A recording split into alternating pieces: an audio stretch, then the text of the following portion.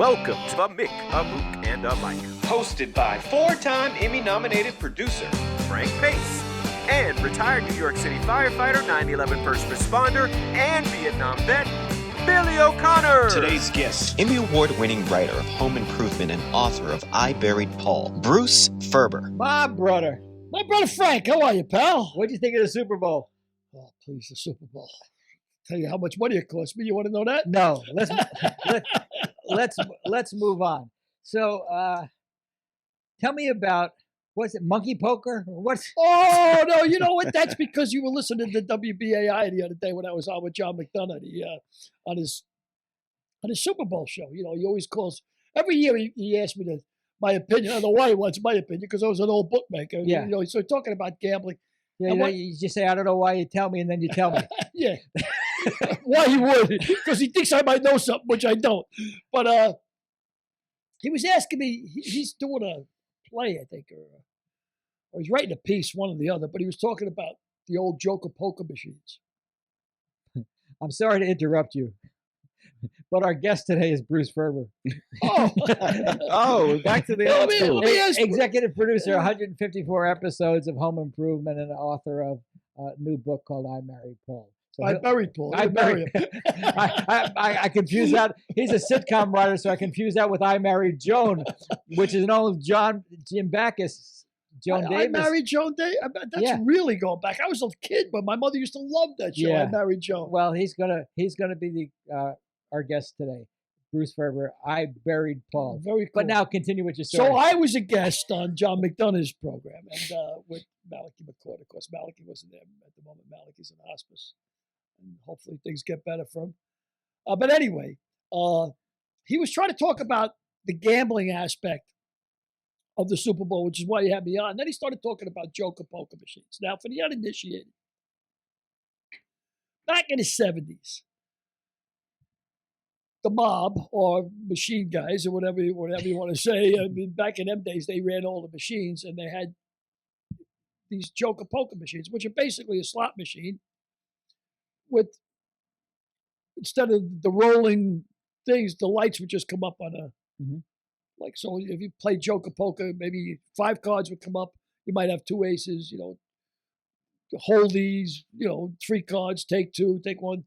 And it was a enormous source of income. They probably had them set like 40%, But the thing was, if you had a bar in the 70s, especially one that had music or a disco, or that was when disco was big in the early 70s, or DJs, it was going to be cocaine in the place. I mean, that's just the way it was. The 70s was rampant with cocaine on both coasts. But in New York, I had a big rock and roll joint. And, by big, everybody's relative. I'm thinking 350 people it held.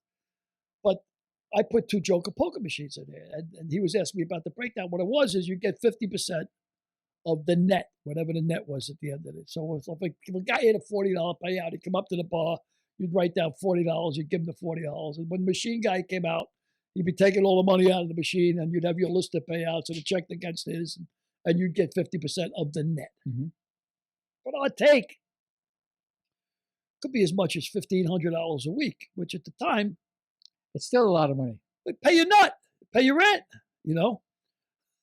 Because the guys who were doing coke were mesmerized by these things, because you're doing coke and you're like this, you're you roll up. Are you on a single? Are you on a single? You're up like, you're like this, you're like, and then somebody said, what?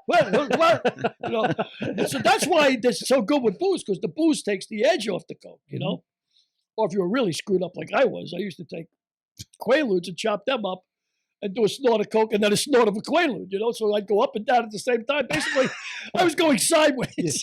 they called you Otis because you were up and down like an elevator.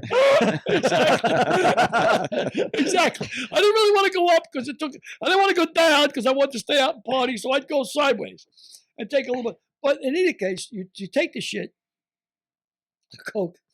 And if you're up out of your mind and you're sitting there at the bar, you don't want to really talk to anybody, unless you're half drunk besides. So they go over to the machines and they put $100 in the machine. And if they're coke dealers or if they're guys that do a lot of drugs, they'd have money and they keep throwing it into the machine. So we made a lot of money on it. But Did they take dollars? they took $5s. Okay. $5. And what's really funny about it, in them days, let me see if I got a bill on me. In them days, if you were out and you're doing cocaine, you didn't have time to get a razor blade, put it on a mirror, and you couldn't do that anyway. So if somebody gave you a piece of cocaine, what you do is you'd fold it. Higher. Hold it higher. Take a $10 bill or a $5 bill, preferably a crisp one, like this Beetle one, and you put a rock of cocaine in there and fold it over, and then just take a quarter and rub it across it like this. Right. And of course, the bill ain't going to shred. Right. And all the coke would bust, and you just take a card and chop it up, and then you could smoke it. You could take it right out of the bill. Wow. But you can't snort the cocaine until you chop it up. Mm-hmm. But of course, like I said, you had to improvise. You had to MacGyver it. Yeah. Because you're out in the bar. So we used to empty our Joker poker machines. It used to crack me up at the end of the week.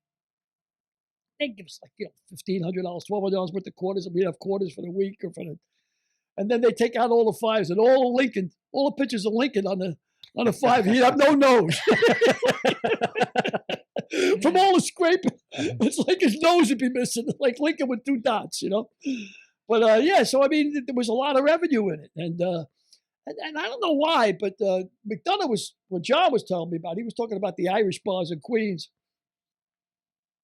Of course, they had a lot of cops hanging around in them, and they were worried about how the cops would, because they weren't legal, but of course, they right at the top of it says for amusement only. Which is like the NFL. We just put the lines up there for amusement only. Yeah, that's like your penis. For amusement only, yeah. That's they say in the Army.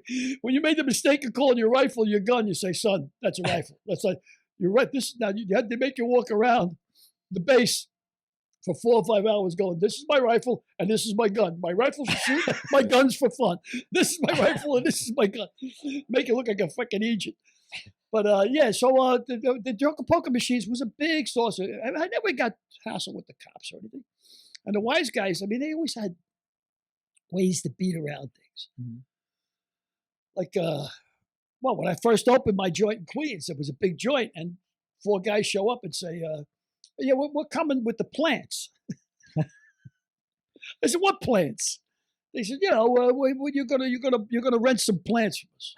You're not gonna buy the plants, but you're gonna rent the plants. I said, how much is the cost to rent the plants? It's $120 a week. You just gotta rent the 4 plants.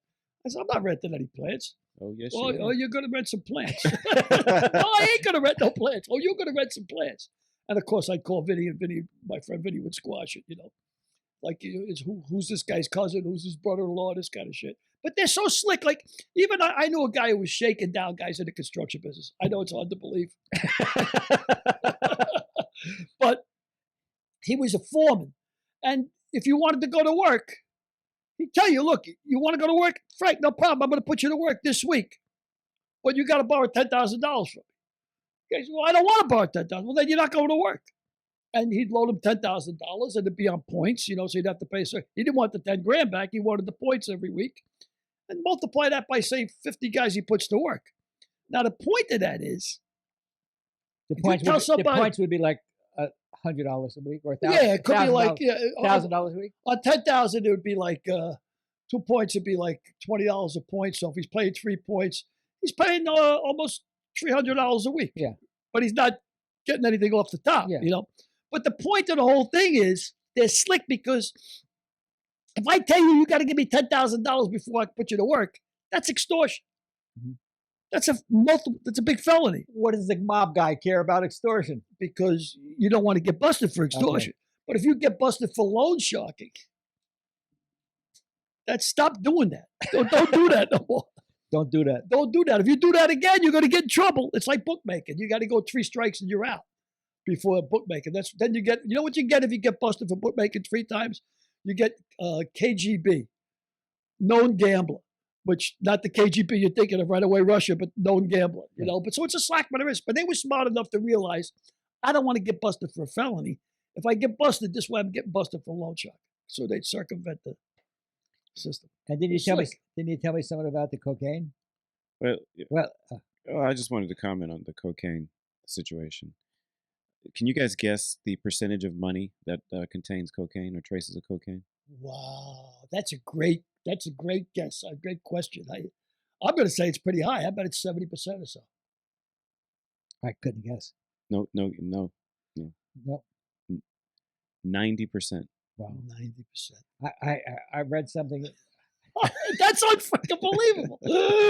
I read something somewhere that nobody's finding any money. Somebody was lamenting the fact that they used to find a lot of money on the street, bills on the street. Mm. You know, she said she's not finding any money on the street anymore because nobody carries cash. Yeah. That's true. Nobody carries cash. You all right over there? Yeah, You okay? He's got good. I'm having a moment. Should we get you a knife and fork? So, what about cocaine in the clubs? How was that controlled? Oh, well, yeah. Well, that's another thing. I mean, like I said, if you had a rock club or even a disco, especially disco, that's when the Travolta thing was going on and the Saturday Night Live and you know, I had a rock and roll club and I thought about it. Do I want to go rock and roll? Do I want to take a shot with disco? Because with disco, the girls came out straight because they like going out there and dressing up and dancing. And of course, the guys that could dance and they all had the suits on, all that shit, you know. But there was always cocaine in those clubs. I mean, especially the discos, but rock and roll clubs too. And I had to realize there was going to be coke, otherwise I wasn't going to be in business. So I had this one coke dealer who was a big coke dealer. I think he later got busted. He did 5 or 6 years later. He did 6 years. But anyway, he'd come in. I say, look, I know you'd stolen coke in my joint. I know it. I know you're a coke dealer. I know who you are. But I can live with you selling coke in my joint, provided you don't sell it in my bathrooms. You don't sell it while you're inside the joint. Don't pass it to anybody when you're inside. You want to sell coke, go out in the backyard, which you always hung by the back door, the guy, which is where I hung, actually, by the way. Coincidentally enough, where the coke dealer was. Who would have known? Where I used to sit. And I said, go out in the backyard, do your business, whatever. And if I catch the guy doing coke inside the bathroom, or somebody tells me he's doing coke in the bathroom, I'm going to throw him out and he's never coming back in. So let him know that. However, if you see any other coke dealers from Queens running around here, you point them out to me and I'll throw them out because I don't want them in here and you don't want them in here because it infringes on your business.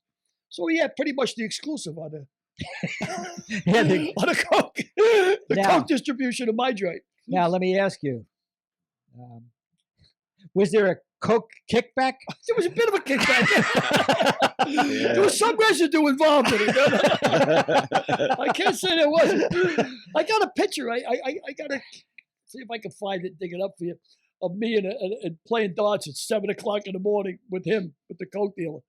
In an after-hours club. It was funny, too, this after-hours club we used to go to. We'd come out of my place at 5 in the morning and go around the corner to this after-hours club. And, of course, it was snow, and more snow. And the guy who at the after-hours club, he says to me one day, you know, man, he said, I'm doing so much of this shit, you know. And he started smoking it. And when you smoke it, it's not crack. It's not the same as crack, but what it is you're freebasing. And it makes you pretty wacky, you know. And he was freebasing. He said, I keep looking outside my window. He says, you know, and he said, I kept seeing a guy on a telephone poles. And I kept saying, this guy's looking into me. And they said, yeah, you're paranoid. He wasn't. That's the guy who busted him. They went to jail for like 6 years. They were on a fucking telephone pole watching him for days. And he said, oh, you're paranoid. No, he said, that's still busting me. That's great. Took him away. You were a 20-year firefighter. Yeah. Did you ever go to a job under the influence? No, I didn't do coke when I was on the job, but I did coke sometimes to go from the bar to the work to the job, you know. And I had a couple of times I had too many beers before I went into a fire. But I got to tell you, nothing sobers you up more than a fire. I mean, you're sober within 2 minutes. It's like, you know, all right, Frank, you got a nice buzz on. You're sitting back. You're a little high. Had a couple of glasses of wine. I set fire to your pants. You say, oh. Do you think that's the adrenaline that does that? Without a doubt. Without a doubt. Well, I remember reading about Hollywood Henderson in the Super Bowl. Cocaine. You ever read about his cocaine exploits in the Super Bowl? Pretty amazing. Yeah, he was doing it on national TV. He put it in a nasal bottle. He put the cocaine and mixed a little liquid, and so he'd be right on during the Super Bowl. I mean, 20 million people watching. He'd be like he's doing a nasal thing. He was doing coke. Nice. Now, let me tell you how screwed up he was. I read his book. This is remarkable to me. he was smoking, he was freebasing cocaine. And he was up on a table with his feet, and he had his chair pushed back like this, right? He was freebasing cocaine. And while he was doing it, he went into an epileptic fit. Fell off the chair. He was banging around on the floor, biting his tongue, right? All blood, hitting his head on the floor. There was nobody else around. And he says, I was so screwed up that when I came through from the epileptic fit, I was putting Renee Zellweger. And he was starting to wipe the blood away from his mouth. And he was thinking, wow, what a great rush that was. He was, I wonder how I can get that again if I can put my feet back in the same way. And he was trying to recreate the situation so he'd get it again. Wow. That's how screwed up that shit makes you. Well, speaking of books. So boys and girls. Speaking of books, we got Bruce Ferber on today, who's an executive producer of Home Improvement, 157 episodes. He's written a number of books. The most recent is I Buried Paul. I Buried Paul. Why don't we bring him on? Let's find out who this Paul character is. Yeah, I think it's Mr. McCartney. Sir McCartney. Sir Paul. Sir Paul. Let's get him on. Let's get him on. Let's get him on. Let's get him on. Let's get him on, mate. Let's get him on. It's a bit dodgy, mate. It's a bit dodgy out there. Hey, there he is. How are you, Bruce? I'm great, Frank. Hi, Barry. How are you? There's How are you, Billy Bruce? O'Connor. Pleasure to know you, brother. Pleasure. There's Derek Harris. Hello, hello. Derek. Hi. Nice to see you. Appreciate Nice to you see you coming too. on. So tell us a little bit about your book, I Buried Paul. Well, I Buried Paul is, it's kind of, it's all about the creative process. And it's based on all the people that you and I know, Frank, and Billy probably too, especially living in Los Angeles, who are immensely talented. And whether it be in the movie and TV industry or music or whatever, you can have people who are, concert level geniuses that are still in the bar scene, writing scripts, trying to break in. It's harder than ever. And I have seen so many live musicians who I thought were just incredible players, and then been kind of shocked to see how hard it is for them to make a living in the Spotify streaming age. So I kind of wanted to write about that. I've always been attracted to people who are incredibly talented, but not necessarily recognized. So that was sort of the germ of I Buried Paul. And paired with that, I went to high school with a guy who is still playing in a Beatles tribute band. And he's well into his 60s, or was even into his 60s when he started, I guess. Now that's your Gene Klein in the book. Well, Gene is the he's the leader of the band. My friend is not really that guy.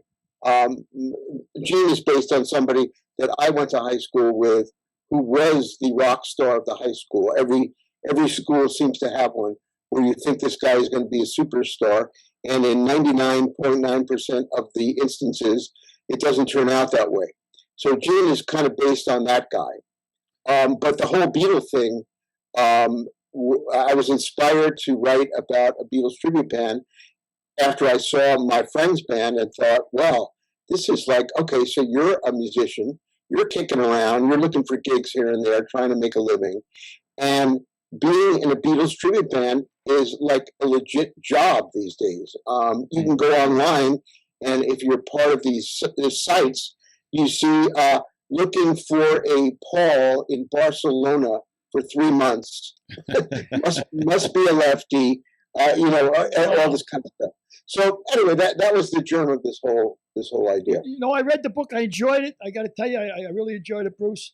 And I got the impression, and correct me if I'm wrong, and apparently I am, that it was sort of semi-autobiographical. Are you from Roswell, Long Island? Was that? I'm from Long Island, so yes, it was semi-autobiographical, but I never got as far as playing music professionally. I did play a little bit when I was at NYU. I was in a band, and we actually played at CBGB's, and we were right the minute we left, CBGB's became successful. So there you go. I used to go down to that dump, and CBGB's was a dump, by the way. It looked like, oh my God! I mean, it was like you didn't want to use the men's room. I mean, it was CBGB's was a mess. But of course, they had all of the real new wave stuff and everything. And some of the bands, I go down there to hunt bands. Matter of fact, out in Roslyn, Long Island, I used to go to my father's place. Yeah, so did I. Yeah, I used to hijack bands from there all the time because I had a joint in Queens around the same period, you know, in the 70s. I had a rock and roll joint in Queens. What was the name of it? It was called Poets. Poets. Piss on everything, tomorrow's Saturday. It's the P-period, E-period. I think Barnaby Bye was kicking around out there. Are you familiar with that band, Barnaby Bye? No, they were big in my father's place. But in any case, I'm reading the book, and I mean, like I said, I really enjoyed the book, and there's a lot of really quotable things in there. So semi-autobiographical that you never really did play music. No, I played music, but I never got as far as these guys did. And one of the reasons that I wanted to write the book was because when I was growing up, we would listen to the Beatles, and we'd play the records over and over again to try and learn how to play these songs, and it was impossible. Today, there are, thousands of bands who know how to play this note for note, and it just kind of blew me away. Yeah. Well, our friend Billy Van Zant's brother played in the ultimate garage band with Bruce Springsteen, and 50 years later, he's still touring Little Steven Van Zant. He is, and Billy somehow got him a copy of my book because Steven is a huge Beatles fan. And Billy said, I don't know if he's going to read it. I'll send it to him. And then Billy texts me one morning. He says, you're my brother's book of the week. And Steven, bless his heart, he promoted it everywhere. So I love the guy. That's great. I love him too. I got a picture of him holding up my first book, and I didn't even know the guy, but Confessions of a Bronx Bookie, he held it up for me, and it meant a lot. I mean, Little Steven's really big with creative people and pushing them and helping them along. He is. Especially in music. So how did you start your career, Bruce, in show business? What was your first break? Well, what show? This is what happened. I mean, my career in show business predates my writing. I went to NYU Film School, and when I came out to LA, my dad knew somebody whose son was a director, and his name was Paul Bartel. And Paul was the nicest guy in the world, and he was working for Roger Corman. And I called him, and he said, if you want to stay in LA, you can work on my movie. He said, I can't pay you anything, but you can work on a movie. And I thought, this sounds great, because I was a kid. It didn't really cost me much to live. I was staying on people's couches. And I got myself a Volkswagen Beetle, for a 66 Beetle for $700. Ironic. You got a Beetle. Yeah. And I was a production assistant on this movie, Death Race 2000. So that was my first Hollywood job. And so for the first week, they didn't pay me anything, but I did such a good job. The second week of production, they paid me $40. So that was my introduction to Hollywood. And then from there, I took jobs as an assistant editor because that was something that I knew that I could make a living at because I knew how to do it from film school. And that's what I did. What I would do is I'd take a job for 6 months, and then I'd go on unemployment insurance and write. I use that kind of as my national endowment grant from the unemployment office.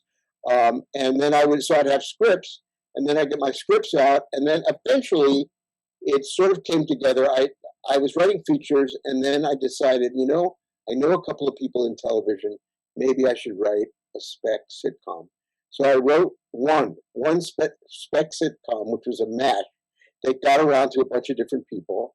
And then a friend of mine was working on Bosom Buddies, and he had been working with another friend of mine from NYU. So bottom line, they hired me and my friend from NYU to write a couple of Bosom Buddies episodes, and that's how we got started. So tell me one Chris Thompson story that I haven't heard. Oh, I can't tell it. It's not for publication.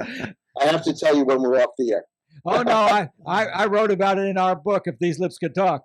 So Chris was a maniac, and I worked with him all the way, again, I worked with him on, I didn't work with him on Bosom Buddies. I worked with him on Suddenly Susan. I worked with him, not Suddenly Susan, I worked with him on, what the hell was the name of it? Oh, Something Wilder. and I worked with him again in 2014 or something on Shake It Up. Wow. Chris was an incredible madman. Like he had an elevator problem too, right? He was up and down a lot, huh? Yeah. Oh, that he was. Yeah. That he was. Yeah. Emotional escalator. Yeah, in so many different ways. Now, I was not on staff on that show. Those were the days when you could still get freelance gigs. So I wasn't in that much contact with Chris. But the story I will tell you later is just from running into him. He was a now may he rest in peace. He was a brilliant. He was a genius. Yeah. He was a genius. He was one of those guys that you would say is a genius. Bona fide genius. I got to ask Bruce a question and pause you for a second, because during the course of your story here, you had mentioned that you first started writing screenplays. That was the first thing you started writing, and then you got into the television business. Yeah. Did anything come of the screenplays, or did No. I was writing. I was 22 years old, and I was, just writing. I didn't know. The screenwriting classes at NYU in those days were pretty terrible. And so I didn't really know how to do it. I was just writing about stuff that I felt like writing about. And I knew it would be a long haul to get the scripts seen and to get them good. And half-hour television script was 30 pages, for single camera. And I figured I'd try and see if I was any good at it. And people liked it. So that's how that happened. Wow. And then you segued into Growing Pains shortly thereafter Bosom Buddies, or were you on a staff of Growing Pains? No, okay. I was on the staff of Growing Pains, but before that, there were a couple of other stops along the way. My first staff job was actually on a single camera show called House Calls, based on the movie. So that was my first job. And then after that, I was on one of the world's worst multi-camera shows of all time, called Star of the Family, starring Brian Dennehy. Wow. I remember Star of the Family. Okay, Brian Dennehy played a fireman, a widowed fireman, and he had a daughter who wanted to be a country western singer, and a kid with an IQ, a son with an IQ of 5. And that was the show, basically. Wow. It sounds like Billy, who was a 20-year veteran of the fire department of New York and has got a 5 IQ. A room temperature IQ. I beg your pardon. I got a room temperature IQ. Tell me I got a 5. I'm smart. So my story from that show was Brian Dennehy had done Shakespeare. He was just a world-class actor, and he was great. And, so my thought was like, what is he doing on this show? so one day, this is my first multi-camera show. And he was getting paid. Well, yeah, that's pretty much the story. I said, so Brian, why are you doing this piece of shit? And he looked me in the eye and he said, I bought a boat. We have something in common here, Brian Dennehy. That's the third thing you got in common, Billy. Billy now lives on a houseboat. You can make it 4. Give me a paycheck like he gets. We can do something. We can operate here. Give me Brian Dennehy's paycheck for a week. I'll pay the goddamn boat off. So this was Bosom Buddies was Tom Hanks' initial foray into entertainment. Is that correct? Right. And did you notice anything spectacular about him when you first went over? Oh, yeah. You knew right away? You knew? Yeah. Well, first of all, you knew that relationship between the two guys. They were both great. They were absolutely both great. And to see them together, working off each other, you knew this was magic. But then, of course, Hanks had more of the look than Scolari did. Scolari was super talented as well. But yeah, there was something special there. Yeah, Peter came in and did when we did the Murphy Brown reboot in 2018, I think it was. Peter came in and did an episode with us and stole the show. He was wonderful. He was wonderful. Well, let me ask both of you guys, as somebody who's not in the business, never will be in the business, obviously, but the two of you guys, is there something? Do you see that spark often, or do you sometimes miss it and say, how could I have missed it? Or are you dead wrong sometimes? Frank, you first. Curious. Yeah. Well, I'll tell you what my barometer was. Sometimes you can tell right away. We had a young actor on Head of the Class, come in, and he was unknown, and he was playing a love interest for our character Maria, and all the girls were like running to the stage and throwing their panties at Brad Pitt. So we saw it in Brad Pitt for sure, for sure. And have you ever been dead wrong? Oh, Many times. Way more than we're right. Same question, Bruce. How about you, Bruce? Same question. Have you ever? You know what? I mean, I'm trying to look back and say, you know, who did I identify as this was going to be a future huge star? And at the moment, I guess I haven't had that kind of experience that Frank had, where you knew right out of the box. I mean, I've seen it on shows that I haven't worked on. When Tim Allen did his second sitcom, Last Man Standing, there was a young woman in that show who she played his youngest daughter, and you could tell right out of the box that this girl was going to be big, and her career has been fantastic ever since. Her name is, I think, Caitlin Deaver. So again, does the general public know that name as a superstar? Maybe not, but she's constantly working and is a great actress. Yeah, one of the people that surprised me is I always knew that Zendaya had something, because from the first day we were on Shake It Up till the last day, 3.5, 4 years later, we could see that she had something, but I could never have predicted that she would rose to the superstardom she's become today. I mean, well, what is the line? Isn't it like whatever it is, she's got it, or he's got it? I don't know what it is, but whatever it is, she's got it. Well, whatever it was, she had it. That's for sure. But you saw it with Hanks. You said, Bruce. You said you read off the bank. Yeah. Oh, yeah. But I don't even. I mean, I was not on staff on that show. I don't. I was so new at it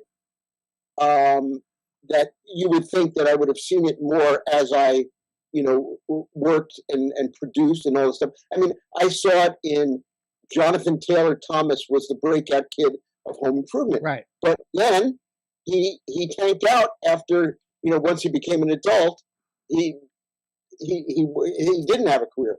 Could you tell he was really talented? Absolutely. But it was no predictor of a big adult career. So there's a lot of gray areas and all of that. We had an associate producer, Brenda Boss, on Lopez show, I think. She always used to say, "Cute don't last." Cute don't last. Cute don't last. So let me ask you about a good friend of our show who watches the podcast every week, Matty Lawrence, who you worked with on Duet. Matthew. Oh, Matthew. Yeah. What can you tell us about Matthew? That he's going to be hearing this right now. He's going to be hearing this as you speak. Matthew, what an asshole. Matthew is a terrific guy, and that show was an underrated show, in my opinion. We were Mad About You before Mad About You came into existence. And Matthew and Mary Page Keller were that couple. And, I haven't really heard about him in a while, except for the fact that you can tell me if I'm wrong, Frank. Is he like a great golfer? No. Okay. It depends who you ask. Now, if I ask Matthew, he's going to say, I'm a very good golfer. Okay. If he asks me, I'm going to say he's not as good as he thinks he is. But Matthew's in Lexington, Kentucky. He's doing very well in radio. He went to Duke University for a while, and he was a color commentary on Duke's radio show. Wow. He's worked out a nice little career for himself. Good for him. And he was in what's the name of it? He was Sal, the singer. And the Jersey band thing. Yeah, he was the Jersey band. What the hell was the name of that thing? With I got. Yeah, it was. He was a Jersey band guy who disappeared. Derek, can you? Matthew Lawrence. Yeah, Lawrence with a U. He played Sal. He was one of the singers. He was the number 2 guy in this. It was like an Asbury Duke. Yeah, it was sort of a takeoff. I know you know the film. Anyway, Matthew's he was a pretty good actor. in his time. I want to get back to your book real quick, and then I'll drop it. It's a really interesting book. I encourage anybody out there to read it. I enjoyed the hell out of it. I really did, and it's really well. You guys have it there? Yeah, well, I buried Paul. Yeah, I don't have it to hold up. But we got the cover of it. Derek will insert the cover of it in post. And I can hold up my Kindle. That's where I got it. But some of the quotes, and one of the things you said in the book, and because it's obvious that it's autobiographical in some parts, that you got on a train with your J.P. Donlevy books. Are you a J.P. Donlevy fan? Because yeah. That was good to hear. Because as soon as I read it, I said, "Oh man, The Ginger Man is one of my favorite books of all time." He's a writer that you never hear about anymore. Probably because his books were so male oriented, and that's not really so much in favor anymore. But yeah, did you ever read a book of his that I really recommend? Is A Fairy Tale of New York, a lesser known Donlevy book. But later on became a huge Pogues song. That's right. That's the Pogues. Right. Well, that's the Pogues national anthem for Christmas. Absolutely. Fairy Tale of New York. I didn't know it was from a Donlevy book. No. Yeah. But I will definitely read it because The Ginger Man is one of my favorite books, and I've seen it.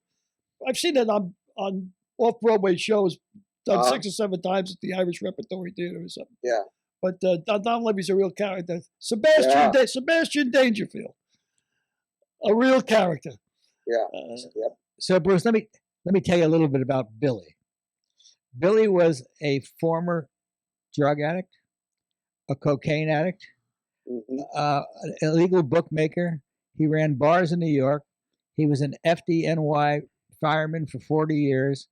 He was an illegal bookmaker. I think I maybe said that. Vietnam veteran. You forgot sex addict. Sex addict. At 58 years old, he decided to go straight.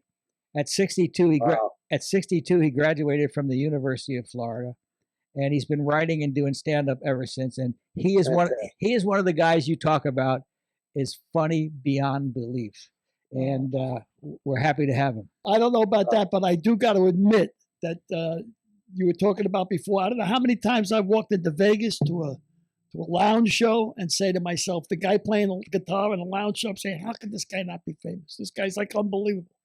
And it's amazing to me. All the people we've interviewed in the show over the last 2 years is everybody that's super talented. They all say the same thing: the break, the luck, when they get their break. What was your big break? My big break?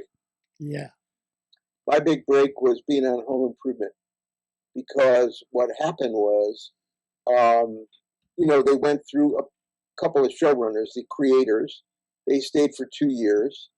And then I came on in the 3rd year and kind of got to know the show and got to know Tim Allen. And so the next creator stepped down after season 5. Now, I was already had the title of executive producer by then, but I was not the showrunner. When I became the showrunner for the last 3 years, that I consider that my big break, certainly financially. And tell us about Tim Allen, and tell us about the cast, and tell us about the work you did and what made your work so special. Okay, so first of all, now that we're talking about Tim Allen, don't believe anything you hear in the news about the Pamela Anderson thing. I mean, I just want to say that.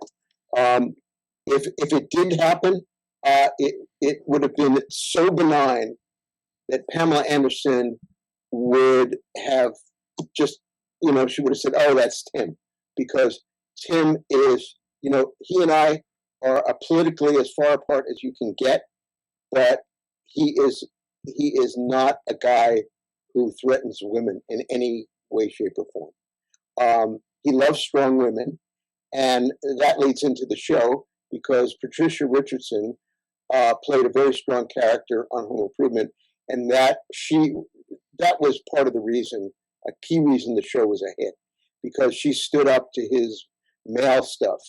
And that's what Tim likes in real life. He likes women who are strong, and he's respectful.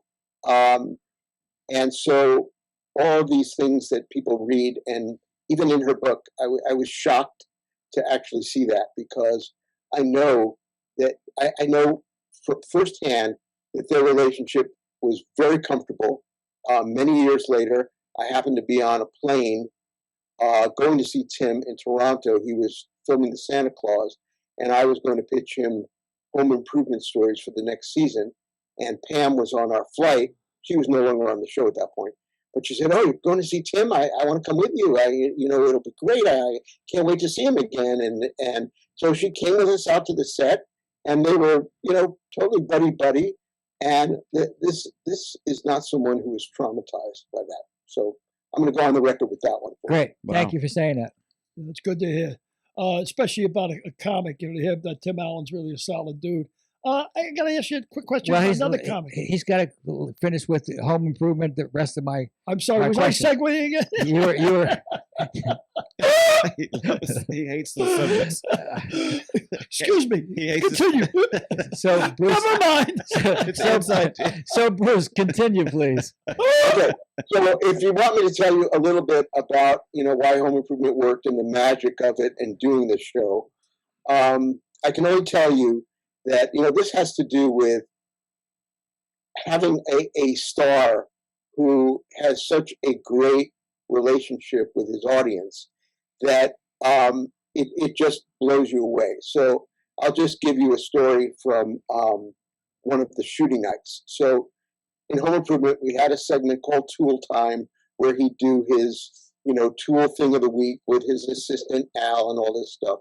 And there were a lot of kind of silly jokes in that he would say to camera in his show within a show, the show Tool Time.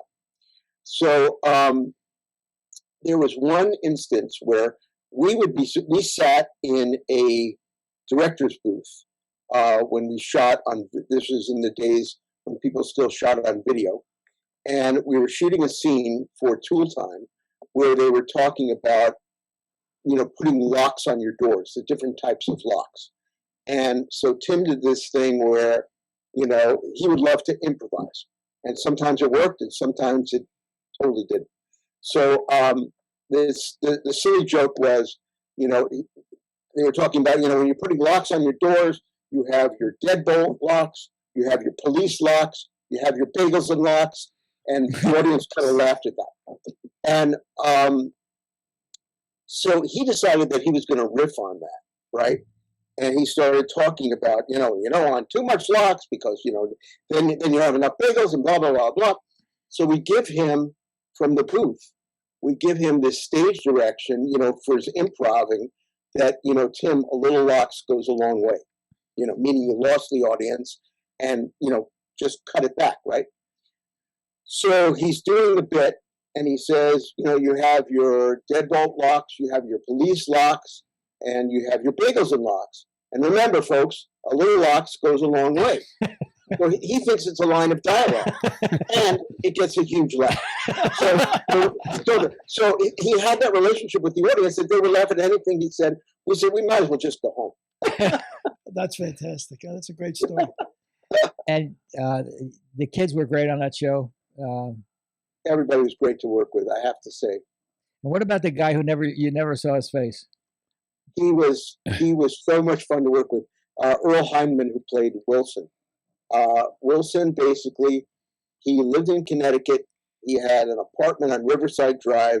He'd come out to do the show Friday night.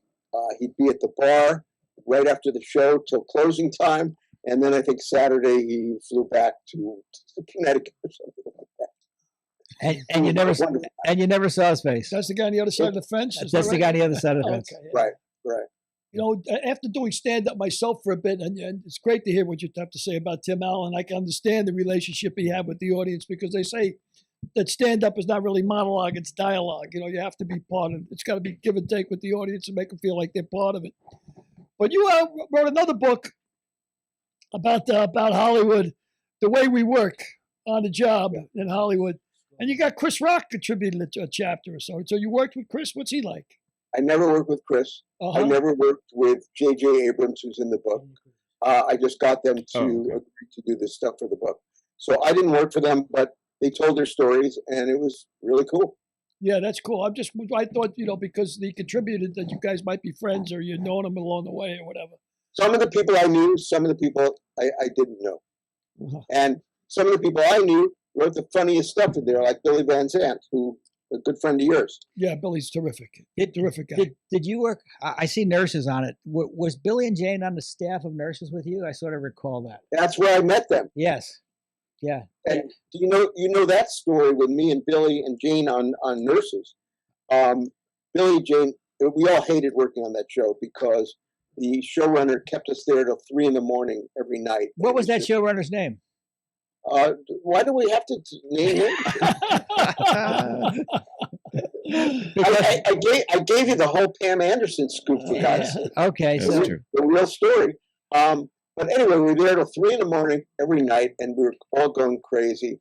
And one night, Billy is just like, he's out of his mind. He's like bleary-eyed, and Billy never drinks. He doesn't take drugs, but he looks like a zombie. And he says, Bruce, I want you to go to the parking lot, get in your car, drive it through this wall, and run me over. and I said to him, only if you can guarantee that I die in the accident. that's how bad it was. So Billy and Jane and I, we really bonded on that show, and I love them. I loved her too dearly, and just great people. yeah, I worked with them 3 or 4 times. I mean, we worked with Daddy Dearest and Right. Bless This House and 2 or 3 other shows. I can't even remember what they were, but they were always the best. They were always really, really fun people to be with us, and really fun, and real fun in real life too.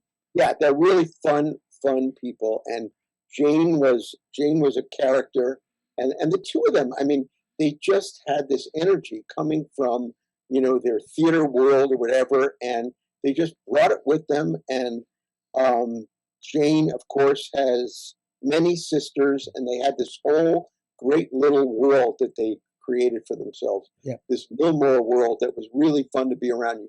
You could not help having a good time when you were around them. And Billy has the worst eating habits of any man I've known.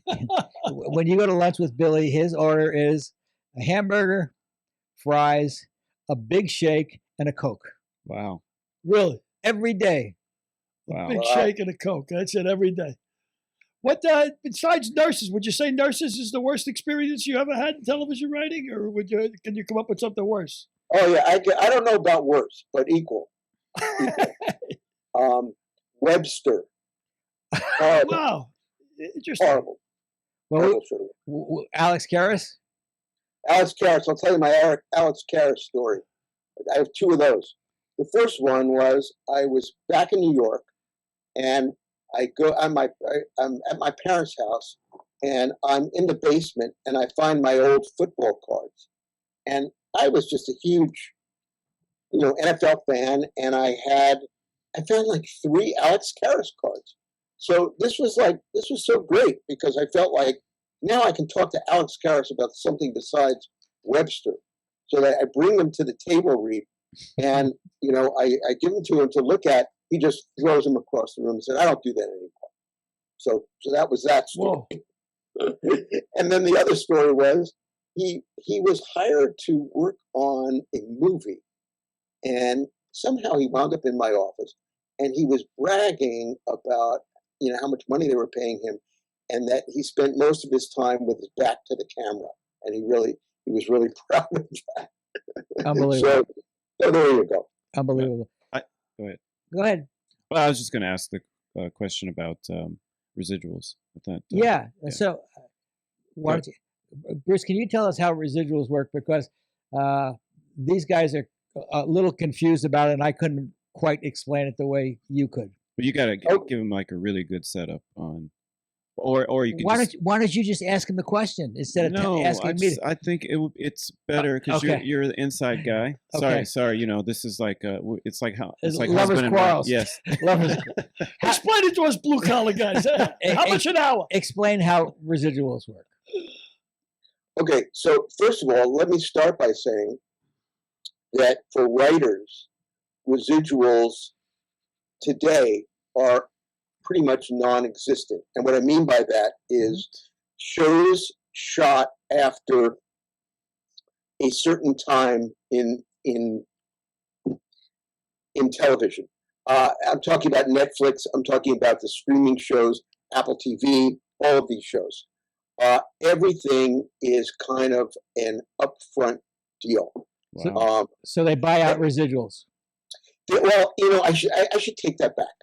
The writers still get some residuals for the streaming shows, but the deal is that the people who create the shows, that's where the difference lies.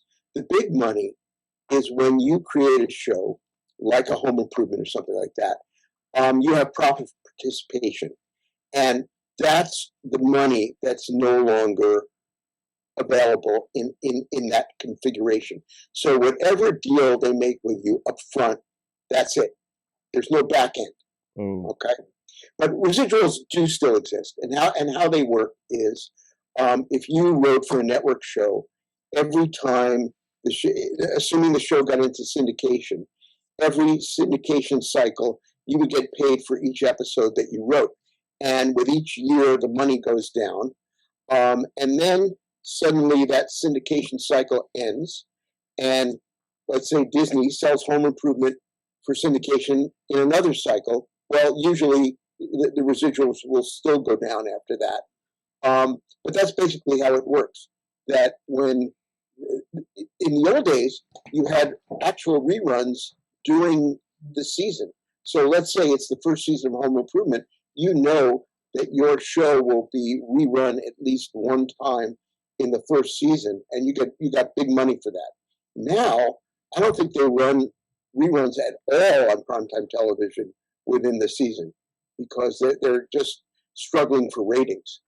But residuals, a long way of saying you get paid when your shows air, less and less money with each airing, basically. And our actor residuals are the same thing. So if you get paid $10,000 to act in a series, you get $10,000, 100% of it the first time it re-airs, and then a diminishing return every cycle after that. Right. Well, let me clarify this as a layman. So if they're doing reruns of a show and you're getting residuals and it's on prime time, you're going to get more than you would if it was like a late night or early morning or something like absolutely. that. So does it depend on the viewership? No, it depends on the deal. So in other words, if you're on a primetime show and it's run in prime time, especially during that original season, you're going to make big money. And then also when it goes to syndication, if it's on, like a local channel, Channel 5 or something like that, you'll make pretty good money there. If it's streaming, you won't make anywhere near as much money. Right. That makes sense. I can definitely get that. Makes sense.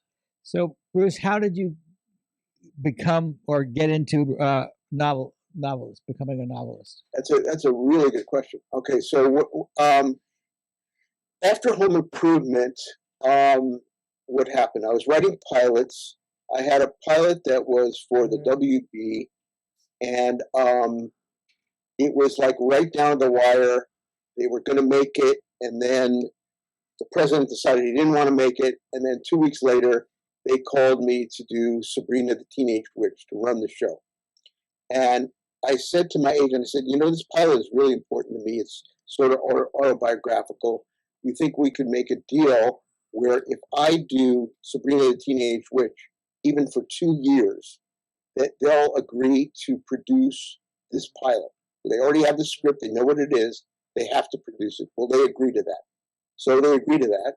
I do Sabrina for 2 years, ready to make my pilot. And of course, the president of the network leaves. New president comes on, and he has me develop the show into a 1 hour show, which I wasn't against. So we developed it into a 1 hour show, and then they got all kinds of notes about the 1 hour show.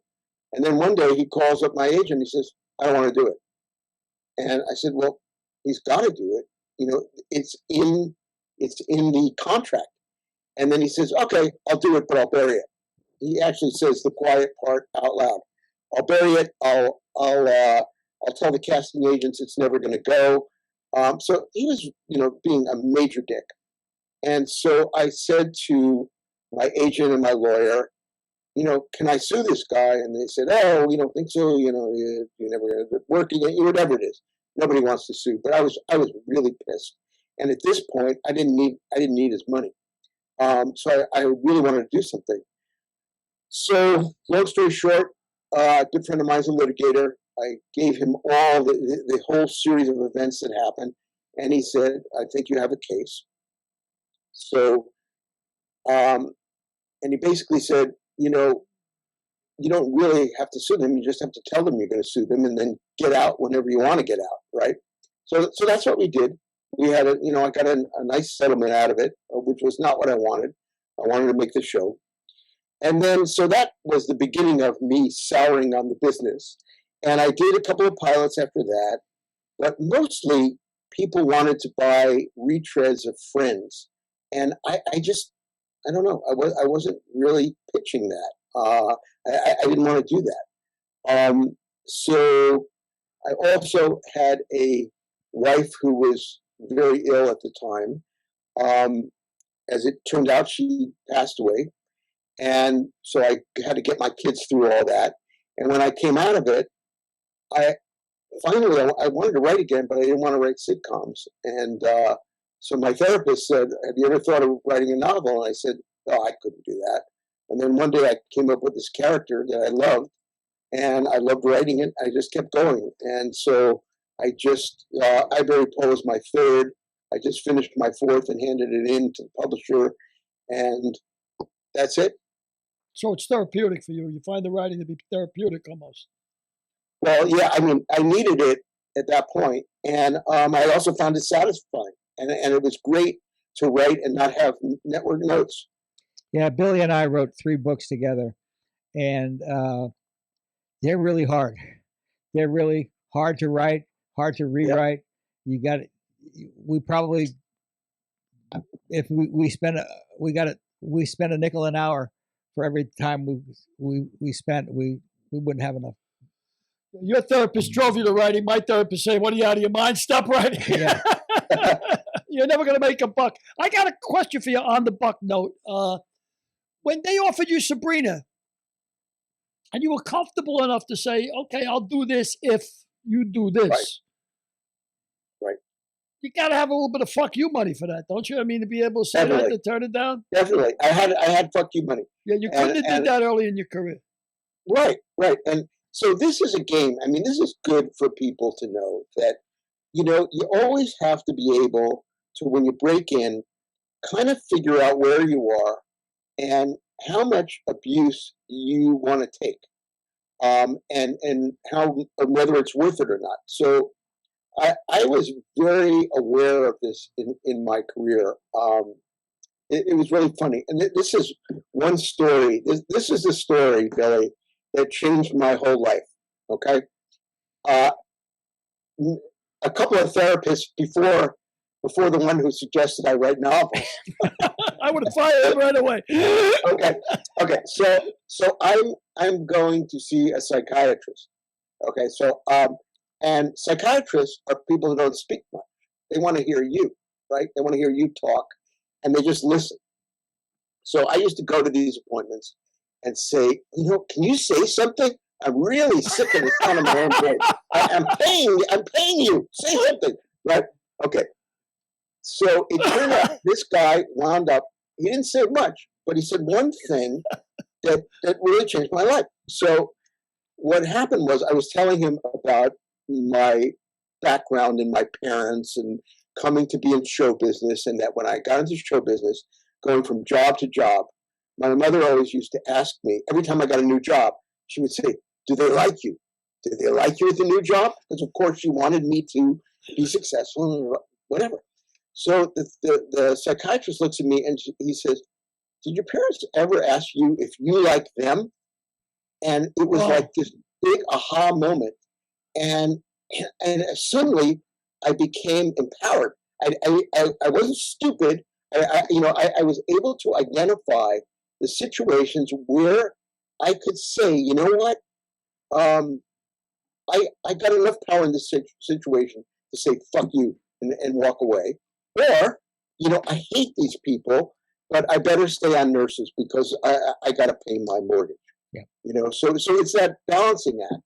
But you shouldn't sell yourself short, number one, and recognize You know, and your power may not even be the fuck you money. It may be knowing that they need you. Yeah. To do, you know. I found when in the negotiations, if you put somebody on the line, you better be willing to lose the job. Because if you make somebody an ultimatum and you lose the job and you couldn't afford to lose the job, you've fucked yourself. It's sort of like playing poker with a weak hand, isn't it? I mean, you don't know how strong your hand is. Is the problem. But when you're a Bruce Ferber after Home Improvement, you've got leverage, and you use it wisely. I mean, you know, I wouldn't call it leverage. I guess maybe it was, but I mean, this was the thing. The WB, the studios, they don't really follow these people that they're trying to say go away. You know, they don't know they didn't know what my situation was. They didn't know I was willing to say, I don't care if I ever work for your network again. Oh. They didn't know it, and as a result, the president looks stupid because he let this whole thing happen the way it went down. But you know, you're right, Frank, and now it's harder and harder to even get a job. Mm-hmm. So the whole "fuck you" thing, I mean, it's a lot harder to do. I think. Have you seen the new Apple Plus TV show Shrinking? I have not seen it yet. Have you seen it? Yeah, I saw both episodes. It's pretty good. Stars Harrison Ford as a psychologist. Yeah. I want to see him. Yeah. It's like the two psychiatrists walking down the street. One guy said, "Hey, how you doing?" I wonder what he meant by that. But empowering, I mean, that is a very empowering statement. And probably one of the most profound statements I ever heard. Did your parents ever ask, do you like them? I mean, that's, I mean, put it in perspective. What are you the schmuck for? Why do you got to be the guy that's got to be? Exactly. And, you know, I mean, when you're in this business and you're going from job to job to job, you're very conscious of wanting to make a good impression. But there are certain moments in life where you got to say, you know, I got to have some cojones. I got to realize that I have worth, you know, and it's important to recognize that, you know, and even though if you know you have worth, but you need the job and you gotta stick with it, just reminding yourself that it ain't you, it's them that's fucked up is really important. That's great stuff, Bruce. But on that note, I got to ask you, and I ask a lot of our guests this. Obviously, you have an agent, right? You've always had an agent, or you negotiate your own contracts. And if that's the case, do you think you're worth as much as your agent thought you were worth? I mean, would you have asked for that initially? Or, you know, I'm talking as a blue-collar guy, you know, now. Okay, so here's the deal, Billy. When you get the big deals, when you're not getting the big deals, you're worth more. When you're getting the big deals, you're probably not worth that. Okay? Gotcha. So when I got the big deals, beautiful. You as a fireman deserve that money more than I did. Because you're doing important work, and I'm writing sitcoms. So there you go. That's my answer to that. That's a good answer. That's a great answer. That's a great answer. That's a great answer. And you know what? I appreciate that answer. And I couldn't agree with you more. I deserve maybe 50% of what you're making right now. I think. Won't get you very far. Better I get my hopes up, Bruce. You know. So, Bruce, what are you reading now? Excuse me? What are you reading now? What am I reading now? Okay, so I've done a lot of research for the last book I was writing. I'm reading actually a great book. I've actually turned in the draft of my book, but this research book that I just found out about is just incredible. You guys would love this. Listen to the title of this book. It's called Another Bullshit Night in Suck City. Okay, and it's written by a guy named Nick Flynn, whose father was homeless, and he wound up working in a homeless shelter, and they bring his father in. And it takes place in Boston. It's so dark and gritty and great. Whoa. So yeah. And so that's one of the things that I'm reading. There you go, Can you imagine being in a homeless shelter, working in a homeless shelter, and they bring your dad in? Wow. I remember when I was a kid, I was playing stickball, and somebody said, you know, hey, stop the game. There's a drunk in the hallway. There's a drunk in the hallway. And I go, hey, we're a bunch of kids. Let's go see the drunk. Let's go see the drunk. It was my old man. I said, all right, guys, get out. You know, I'm on pop upstairs. Billy, you grew up in Queens? In the Bronx, Oh. Not too far from Fordham University. My grandparents lived right over at the L, overlooking Yankee Stadium. Right down by 161st Street on Yep. 3rd Avenue L. Huh? Yeah. Wow. Well, they Yep, tore down the 3rd Avenue L. They did. Yeah, I think that they sold a lot of that scrap metal to the Japanese, and they bombed us with it.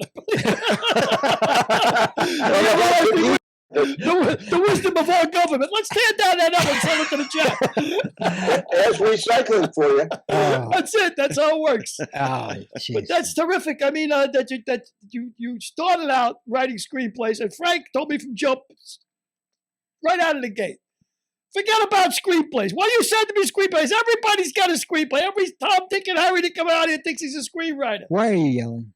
Because this is the way you were talking. That's the way your voice went up when you were talking to me. That's why. I'm imitating you. I'm acting. I'm being. And so, what are you doing with the screenplays? Everybody write the book. If the book sells, then you got a screenplay. And because IP is so big now, I mean, these people, they want IP. It doesn't make any difference what the IP is. It's intellectual property is IP. So write a book because it's got more cachet than writing. That's true. They get the doc certificate and said I wrote this story. Yeah. I got a question about this. So you mentioned that you had one of the difficulties that people in the industry were looking for you. The difficulties were that they were looking for Friends-esque shows. Do you think that's attributed to, obviously it's attributed to gatekeepers, but also do you think it's attributed to like lack of talent or lack of recognition or lack of foresight? Yeah. What do you think? Oh, it's laziness. I mean, they just want to replicate what they saw was a hit. That's all. I mean, they're just not forward thinking. They think if you just, I mean, not one of those Friends copies was successful. They must have made about 50 or 100. They must have made 100 pilots that they thought were going to be the next Friends, and I don't think any of them, were wound up being successful series. So that thinking is basically lack of vision. Yeah, I'll tell you, Bruce. Also, the networks were rating the 4th writer on Friends, the 5th writer on Friends, the 6th writer on Friends, and they were asking them to develop a series. But they had no background in casting. Right. They had no background in editing. They had no background in the other things that go into making a series. So they were ill-prepared to fulfill any vision that they might have had. Right. You understand what he means by that, Billy? Yeah, I do. I speak the language. Thanks very much. I've been at it all my life. But so, again, to me, and I'm an outsider, I have no idea, money talks. This is a business, right? So if you got a successful thing, they don't want it. If it ain't broke, don't fix it, right? I mean, that's the deal. They'll go with until it runs out. Rocky 41 and a half. I mean, how many times can we see Rocky? No, but this is different, Billy. I mean, if you can make Friends over and over again with the same cast, hey, be my guest, right? But that's called 2nd season, 3rd season, 4th season. Right. But they're saying, take Jonathan Silverman, put him in a show that's like Friends, call it The Single Guy, and we're going to have great success. Well, it never did. And there were so many of them. So it takes a real, somebody with vision to say, this could be the next thing, Right. And we see it all the time. We see shows like Ted Lasso was the first time somebody made a show in ages about a nice guy. Right. And they played to that. They made that his quirk, that he was overly nice. And nobody had done that forever. So you gotta be ahead of the curve. Do you find ageism is a problem in Hollywood? Oh yeah, for sure. And every time I dip my toe back, Frank, I kick myself because I have this animated series that, it was like I read a book by somebody that I knew. I had never read his writing before, but he's a pretty well-respected writer. And he wrote this book of short stories that I thought would make a great animated series. So I get this friend of mine who has had an animated show on the air. I write the pilot with him. We get a director from The Simpsons on and put this whole team together. We've got an artist doing the characters. We got it all. And then it comes time to pitch, and we have to pitch, via Zoom. We have no clout at this point. We were able to get the meetings, but we have no clout. And some of the notes that I got were the stupidest notes ever. I mean, okay. And I will give you a note. Okay.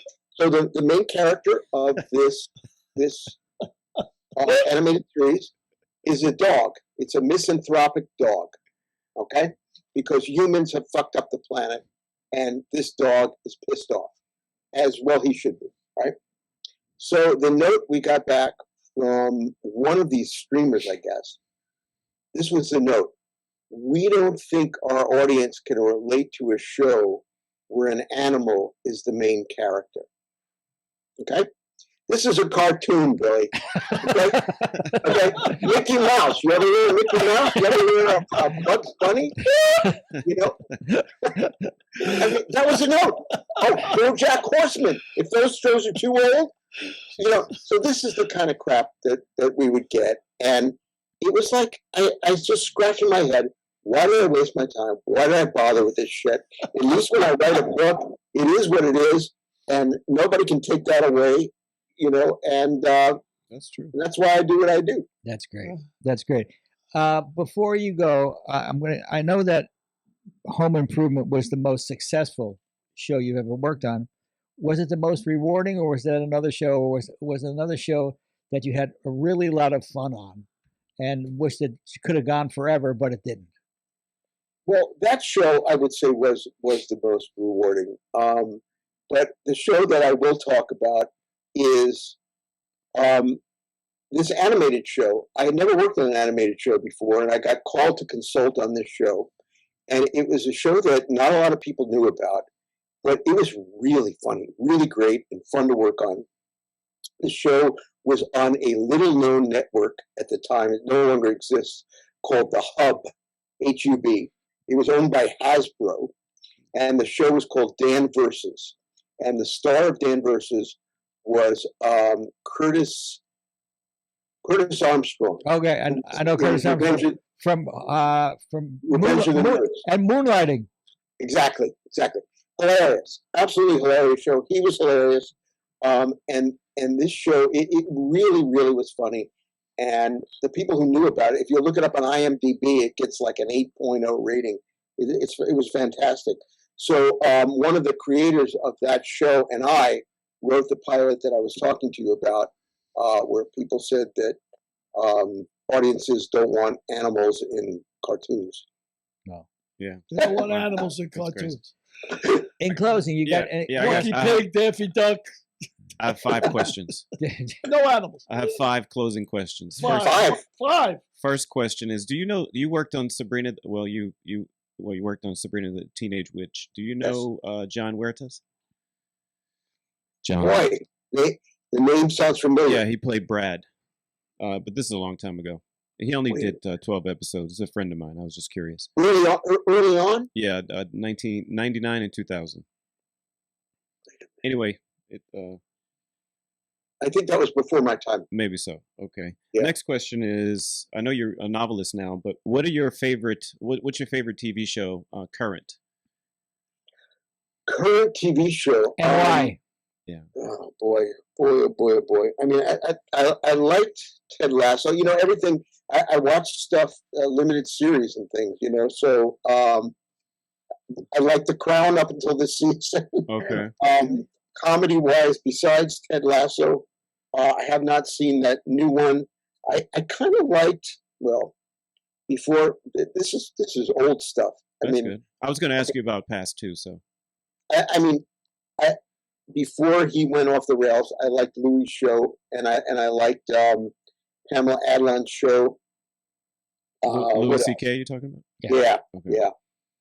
And I'm trying to think. Frank, I like this guy. He's very controversial. It's not. What do you mean? Not afraid to put What it do on you the line. mean? What do you mean by that? I like it. Well, because a lot of times a lot of times people will not. I mean, if this is your opinion, I appreciate the fact that you're saying it, because a lot of people won't even say that even if they feel that way. The thing you said about Pamela Anderson and Tim, what's his last name? Tim Allen. I think it's important. I think it's important. Like if you've spent time, you have relationships with people, and that's your experience. I think it's okay to say that this is my experience with that person. I appreciate that honesty. So the fact that you're talking about the fact that you liked Louis C.K.'s show, I think it's okay to say that. It's just my opinion. Yeah, well, my opinion, I spend a lot of time with you, and I think you're a prick. Okay, question 4. Okay, question number 4. Best current movie, like modern movie. Current that I've seen recently. Recent, yeah. I mean, I'm okay. So I really like Tar. Did you guys see Tar? I didn't see see Tar. I thought Tar was great. I liked Banshees of Inisherin. Oh Jesus! Oh Jesus! Oh Jesus! I was hoping you'd say that. You were setting me up. What was the story? There was no story. No, it was just like living in a small town. It was like this guy who wanted a friend and what he would do to get a friend. I don't know. I mean, I did not like the bizarre elements of it. Well, where was the comedy in it? Well, you had the goat. The donkey. I'm sorry. The donkey.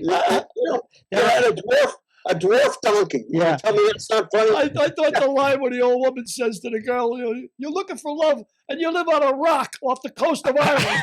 You wonder why there's no men." That reminds me of a time when I went to CBS once to pitch a story with my partners were Howie Morris of Your Show of Shows in Mayberry, and Don Knotts and me. Wow. So we're pitching this story, and I think it was Jeff Sagansky was the president or some jackass like that. And he said if we want comedy, we'll put in a duck. Oh my That's God. what he told Howard Morris. Can you imagine? And Don Knotts. Wow. He says if we want comedy, we'll put in a duck. Wow. What an asshole! So I'll name that asshole as well. I'm not. I don't care. All right, last question. Favorite movie of all time. Okay, so there's a couple of them. Let me give us your 3 best, your 3 favorite. Midnight Cowboy is one. Midnight Cowboys. Okay. Godfather, of Okay. course. Okay, we share. course. We share. I'll tell you one that I just can't. I love it every time I watch it. It's Midnight Run. Wow. Wow, interesting. I like that movie. It was a really good movie. Yeah. It holds up. I just watched it again recently. It's just brilliant. Wow, interesting. I'm gonna put that down. I haven't me seen that in a too. I long haven't time. seen any of them. One that didn't make any of our lists was Eddie and the Cruisers, but Eddie and the Cruisers was the name of the movie that Matthew. Oh, yes. Allen. I'm saying the Ashbury Jukes and But that was a really good movie as well. yes, it was. Not quite of the scope of the first 3 that you named, but it was a really good movie. And Berenger was in that too, right? Tom Berenger. Yeah, Tom Berenger. Yeah. Michael Pare played Eddie, and they made a sequel, and they only brought back in the sequel Michael Pare and Matthew Lawrence. Well, the music holds up too. Yeah. It does. It's on Jersey Shore music. It On sounds like the dark side. On the dark side, yeah. Yep. On the dark side. We got time for one other quick story? Sure, pal. That's why you're here. We got as much time as you got. Okay, when I first came to Hollywood, and I was working for Paul Bartel on Death Race 2000, after the movie was over, he had an apartment in New York, and he was going there, and he asked me if I wanted to sublet his apartment. So I did. And I didn't know anybody I knew very few people in Hollywood. And so Paul had a 16 millimeter projector with all the films that he had made. And he also had a stack of scripts. And he said, watch any of the movies and read any of the scripts. So I pick up one script, and it was written by one of the actors who I used to drive around for Death Race 2000. And the script was Rocky. Whoa. Wow. So I read Rocky before it was anything, and I drove Sylvester Stallone before he was anything, and it was really, really interesting, really fun. Wow. That's amazing. That's great. That's the one that got away, Frank. Stallone's, when we wrote in my book, that's Stallone got away because I didn't realize the value of relationships, and he had just come off Rocky, and we were working on Victory, and I was in D.C. with him, and after we sort of got along great, and afterward I didn't follow up with him, and Dan Blatt, when I was working on a movie with Pete about the life of Pete Gray starring Keith Carradine, Dan said, "How'd you let him get away?" And I didn't realize how important that relationships was, and I've since valued every relationship I've had ever since. Yeah. Well, you had a big comeuppance, not comeuppance, but a come up, help me up from the guys at the NYU. I mean, a couple of those guys gave you a shot, right? You wouldn't have got your first script thing had it not been for the. Oh, me? Yes. Yeah, Bruce. Yeah. See, I'm looking at you and it looks like you're looking at Frank. And I'm thinking, well, Frank wrote scripts. Don't pay any attention to me. I'm schizophrenic. I look both ways at once. I had no idea you went to NYU. But yes, you're absolutely right. You're absolutely right. Yeah, they gave you a good helping hand up. I mean, relationships are important. I mean, obviously, in this business more than any other business. I mean, who knows who washes whose other hand? We've talked to so many people. Stephen Lang developed that relationship with Jim Cameron years before it happened. Don Scardino developed that relationship with who wrote Few Good Men. It was Aaron Sorkin. 10 years later, he called him. So it's incredible how important relationships are in this business, because you tend to work with people you know and like. That makes your life a lot easier, believe me. Oh, I'm sure. Any other closing questions, Billy? Just quick, thank you, because besides coming on the show, I'm a big fan of J.P. Donnelly. I never even knew he wrote a fairy tale in New York, but I'm going to pick it up because I'm a big fan of the Pogues and a big fan of that song, as well as a fan of Donnelly. So thank you for coming on. It's a pleasure meeting you, man. Yeah, really enjoyed talking to you. Yes, I enjoyed it. Also, thank you, Frank, for thinking of me. And pick up a copy of I Buried Paul. It's available on Amazon or where else? It's a fine read. Everywhere. Yeah. It's a fine read. It was at Barnes & Noble on the table with Beatles books, so that was kind of cool. That's and I love the kicker. The very last two words of the book, it's a 2-word sentence. It just says, "It's something." And it's a great kicker to me. If you read the book, you'll understand why it's a great kicker. Thanks, Bruce. Thank you, Bruce. Thank you, guys. Great. Thank you. Take care. Bye-bye. Well, we've done it again. We just... Recording stopped. Is that your voice? Yes. How do you do that? Do you squeeze them when you want it to go high like that? Stop! Help! The sharks got me! Oh Wow! All right, you're doing something. You're doing something new today because we've never heard that. We've never had that recording. What you get your high heels stop. caught? You got your high heels caught in the crack there. I learned that Microsoft, they like for you to record, and then they give you better audio. So oh, nice. Great. So now we'll deal with that. Recording stop. We'll deal with that every week. Frank, we can cut that out.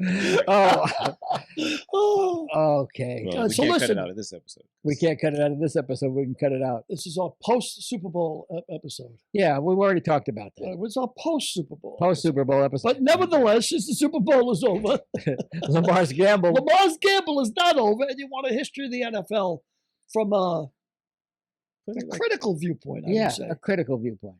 A critical viewpoint. It's not this whitewash you've been led to believe about how everything is rosy in the NFL. It's not the NFL version of it, that's for sure. NFL ain't that rosy, and maybe it ain't at that other level either, but that's up to you to decide. And if you want more show business stories and entertainment stories, If These Lips Could Talk. If These Lips Could Talk.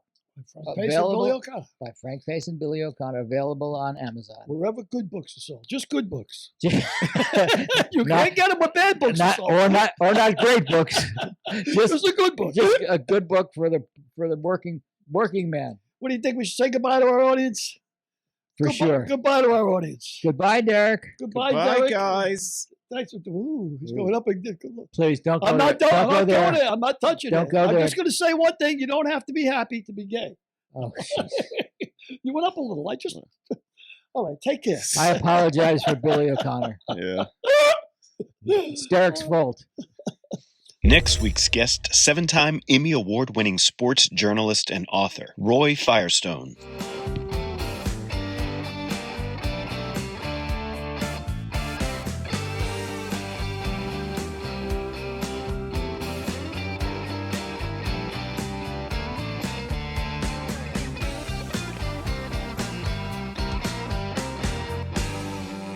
We'll see you next week.